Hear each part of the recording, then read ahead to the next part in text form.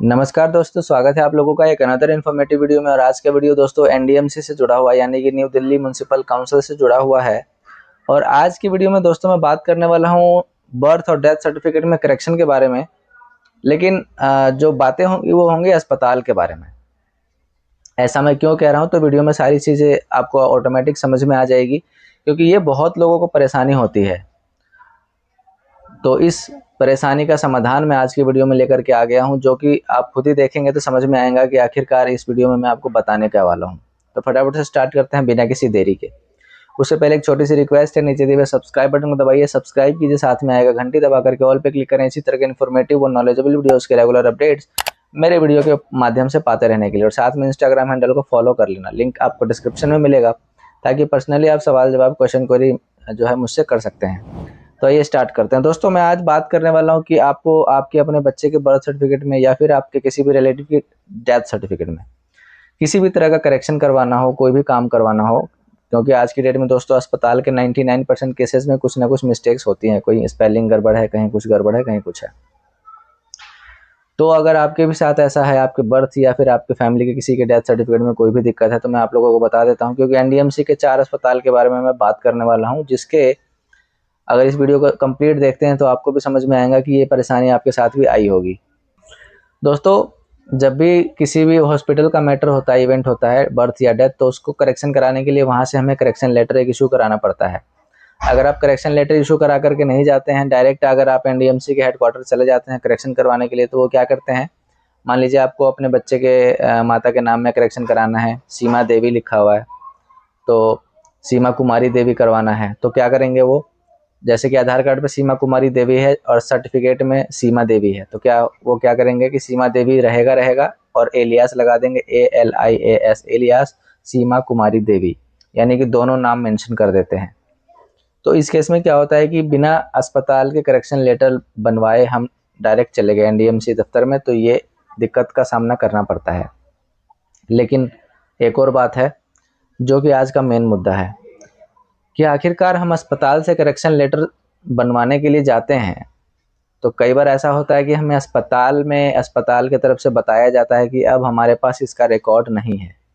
तो आज के वीडियो का मेन यही है टॉपिक, कि कौन सा हॉस्पिटल कितने साल का बर्थ और डेथ का रिकॉर्ड मेंटेन करता है नॉर्मल ओपीडी का। ठीक है, नॉर्मल ओपीडी हो या फिर इमरजेंसी हो, इसमें पुलिस केस इन्वॉल्व नहीं है। पुलिस केस ऐसा होता है, पुलिस केस जब बनता है कोई, तो जब तक उसका केस चल रहा होता है हॉस्पिटल में, तब तक उसको रिकॉर्ड मेंटेन करना पड़ता है। तो ये एक अलग मैटर है। मैं नॉर्मल बर्थ और डेथ की बात कर रहा हूँ, चाहे वो इमरजेंसी में हो चाहे नॉर्मल ओपीडी में हो। ठीक है, तो 4 अस्पताल के बारे में मैं बताने वाला हूँ। सबसे पहला अस्पताल, और जो सबसे ज़्यादा वहाँ पर केसेस होते हैं, जैसे कि सफदरजंग अस्पताल सबसे पहला। सफदरजंग अस्पताल के अंदर जो बर्थ और डेथ होते हैं, तो सफदरजंग में रिकॉर्ड जो मेंटेन किया जाता है वो मैक्स टू मैक्स दोस्तों 5 से 6 साल तक। ठीक है, 5 से 6 साल तक मैक्स टू मैक्स, मैक्सिमम 5 या 6 साल तक जो है मेंटेन किया जाता है। अब मान लीजिए अभी 2026 चल रहा है और आपका बच्चे का जो बर्थ है 2020 से पहले का है, 19 का है, तो जब आप अस्पताल में जाएंगे हॉस्पिटल करेक्शन लेने के लिए, तो आपको वहाँ से एक बना करके दिया जाता है लेटर, जिसमें लिखा होता है कि हमारे यहाँ से रिकॉर्ड को जो है मिटाया जा चुका है। जहाँ अभी देखिए, मैं आपको एक फ़ोटो भी दिखाता हूँ। यहाँ पर एक फ़ोटो आप देख पा रहे होंगे, जो कि मैंने एक भाई का काम करवाया था, उत्तम नगर में रहते हैं भाई, तो इनका 2017 का डेथ सर्टिफिकेट था। तो उस समय मेरे को इतना आइडिया नहीं था, तो मैंने भी करेक्शन लेटर के लिए वहाँ अप्लाई करवाया। फिर करेक्शन लेटर की जगह उन्होंने एक ऑर्डर लिख करके दिया, जो यहाँ पर आप देख पा रहे हैं, जिसमें लिखा हुआ है साफ साफ कि 2017 का रिकॉर्ड मिटाया जा चुका है। तो अब ये काम डायरेक्टली एनडीएमसी के तहत किया जाएगा, यानी कि अब अस्पताल इसमें कुछ नहीं कर सकता है, डायरेक्टली एनडीएमसी वाले करेक्शन करेंगे। जो डॉक्यूमेंट उनको रिक्वायरमेंट होगा वो देंगे और फिर वो करेक्शन करेंगे। और जैसा कि मैंने बताया था कि क्या है कि वो जब कर देते हैं करेक्शन, तो वो एलियास लगा करके कर देते हैं।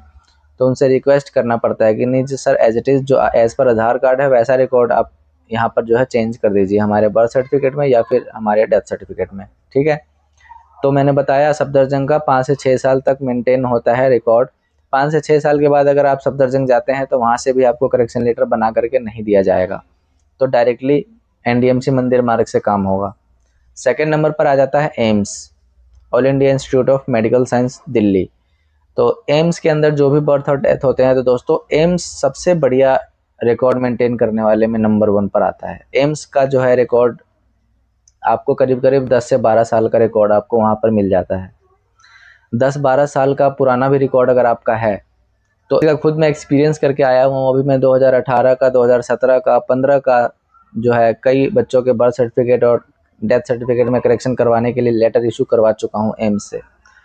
तो अगर आपको भी किसी तरह का काम करवाना हो एम्स का, सफदरजंग का, लेडी हार्डिंग का, आरएमएल का, तो मुझसे कांटेक्ट कर सकते हैं।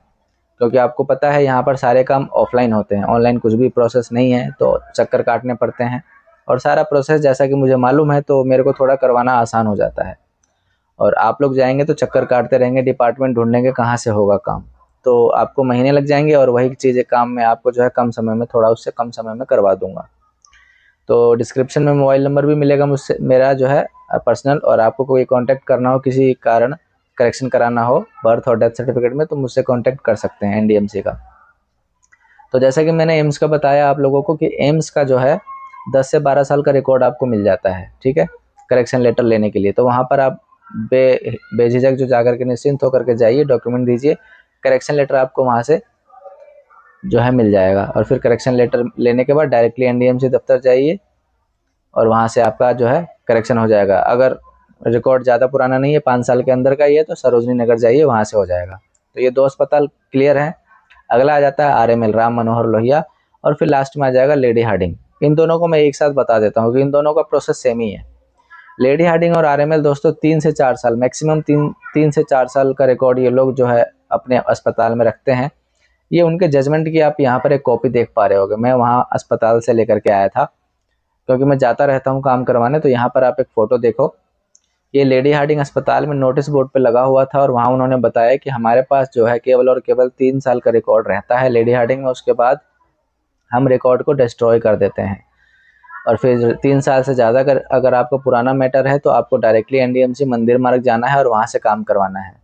और अगर 3 साल से अंदर का मैटर है आपका तो फिर करेक्शन लेटर बना करके दे देंगे, और फिर वो करेक्शन लेटर लेकर के मंदिर मार्ग नहीं जाना है, फिर वो करेक्शन लेटर लेकर के आपको भगत सिंह पैलेस जाना है, भगत सिंह पैलेस वाले एनडीएमसी ब्रांच में।